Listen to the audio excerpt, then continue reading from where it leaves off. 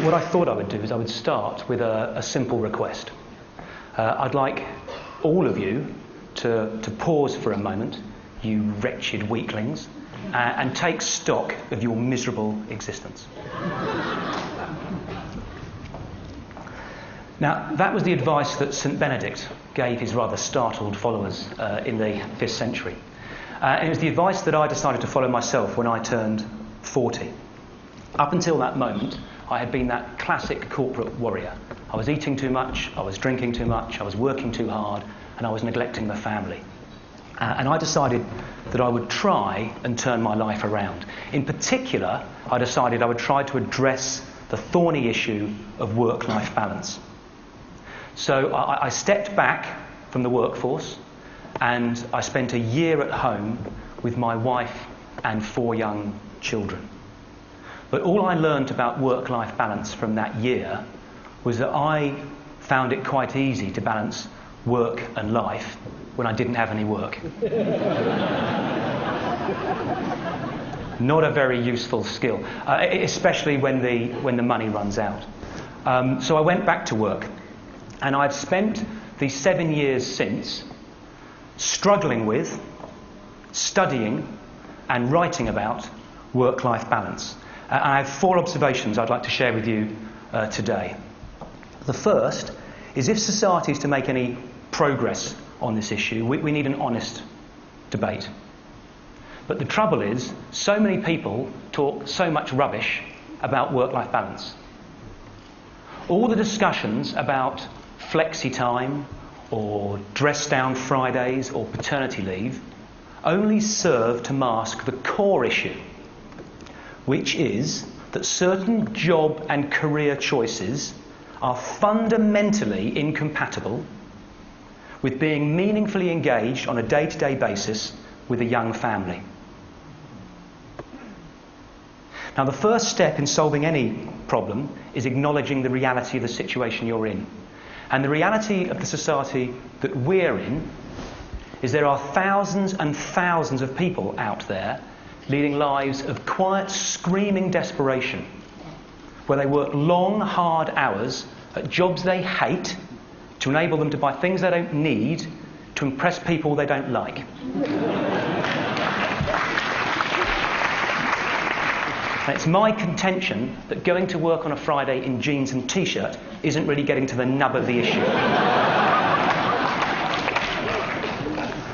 The second observation I'd like to make is we need to face the truth that governments and corporations aren't going to solve this issue for us. We should stop looking outside. It's up to us as individuals to take control and responsibility for the type of lives that we want to lead. If you don't design your life, someone else will design it for you, and you may just not like their idea of balance. It's particularly important, this isn't on the World Wide Web, is it? I'm about to get fired. It's particularly important that you never put the quality of your life in the hands of a commercial corporation. Now, I'm not talking here just about the bad companies, the abattoirs of the human soul, as I call them. I'm talking about all companies, because commercial companies are inherently designed to get as much out of you as they can get away with. It's in their nature, it's in their DNA, it's what they do, even the good, well-intentioned companies. On the one hand, putting childcare facilities in the workplace is wonderful and enlightened. On the other hand, it's a nightmare that just means you spend more time at the bloody office. We have to be responsible for setting and enforcing the boundaries that we want in our life. The third observation is we have to be careful with the time frame that we choose upon which to judge our balance. Before I went back to work, after my year at home, I sat down and I wrote out a detailed, step-by-step description of the ideal balanced day that I aspired to. And it went like this. Wake up well rested after a good night's sleep. Have sex. Walk the dog have breakfast with my wife and children. Have sex again. Drive the kids to school on the way to the office. Do 3 hours work. Play sport with a friend at lunchtime. Do another 3 hours work. Meet some mates in the pub for an early evening drink. Drive home for dinner with my wife and kids. Meditate for half an hour. Have sex. Walk the dog. Have sex again. Go to bed.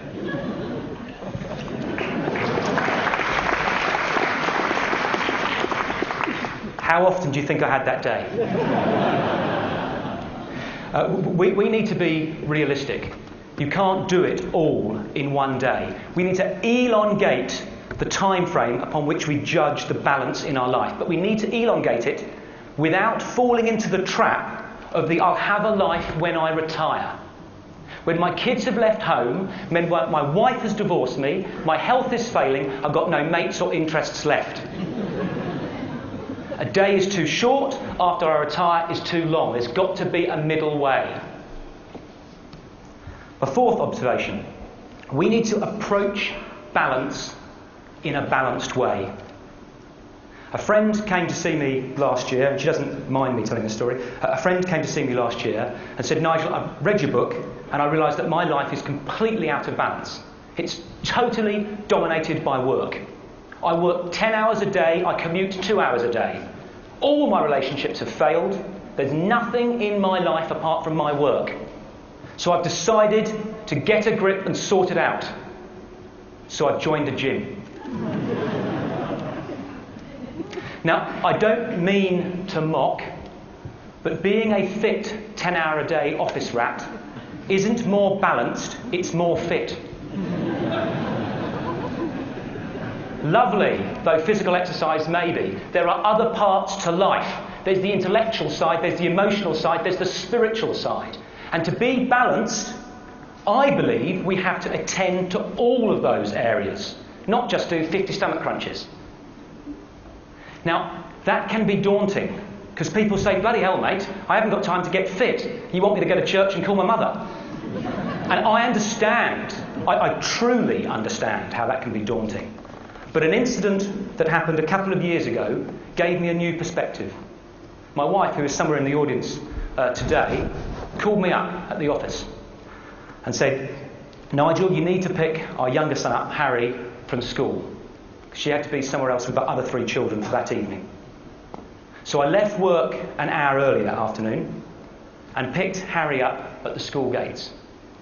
We walked down to the local park, messed around on the swings, played some silly games. I then walked him up the hill to the local cafe and we shared a pizza for tea. Then walked down the hill to our home and I gave him his bath and put him in his Batman pyjamas. I then read him a chapter of Roald Dahl's James and the Giant Peach. I then put him to bed, tucked him in, gave him a kiss on his forehead and said, good night, mate, and walked out of his bedroom.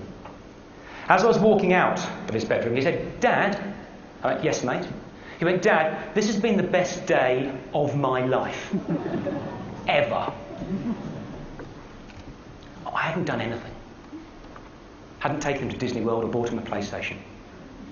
Now, my point is, the small things matter. Being more balanced doesn't mean dramatic upheaval in your life. With the smallest investment in the right places, you can radically transform the quality of your relationships and the quality of your life. Moreover, I think it can transform society. Because if enough people do it, we can change society's definition of success. Away from the moronically simplistic notion that the person with the most money when he dies wins, to a more thoughtful and balanced definition of what a life well lived looks like. And that, I think, is an idea worth spreading.